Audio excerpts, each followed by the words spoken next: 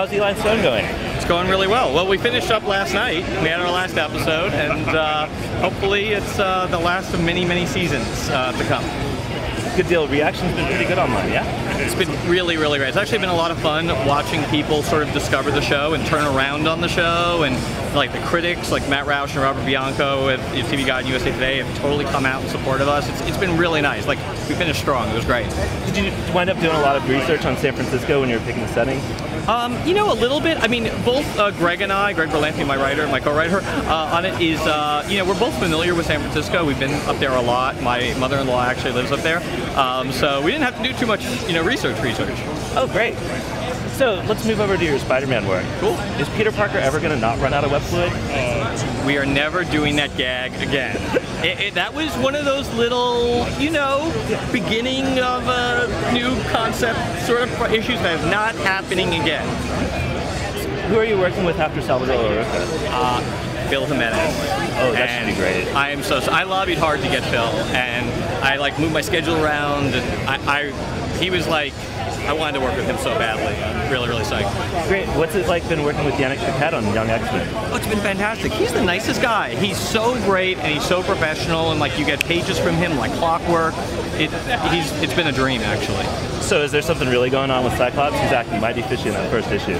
Why does everyone think he's acting fishy? I mean, I'm asking in all seriousness. Like, I like read him in, you know, Uncanny, and I read him in X-Force, and I'm like, I'm not having him do anything different than the other guys are doing. Like, literally, why are people picking on my version? I really don't know. I'm asking in all honesty.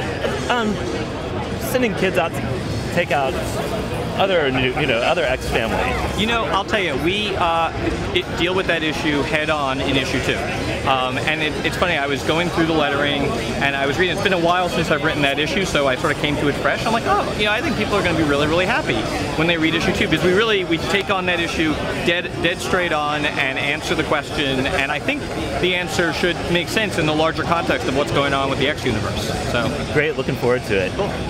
Any word with Hugh Jackman and Nowhere Man for Virgin? Yeah, we're working away on it. Actually, I just got feedback from him on the outline for the whole arc, and it's been a real great experience, actually. You know, he's a very smart guy, gives great notes. The people he's working with are absolutely phenomenal.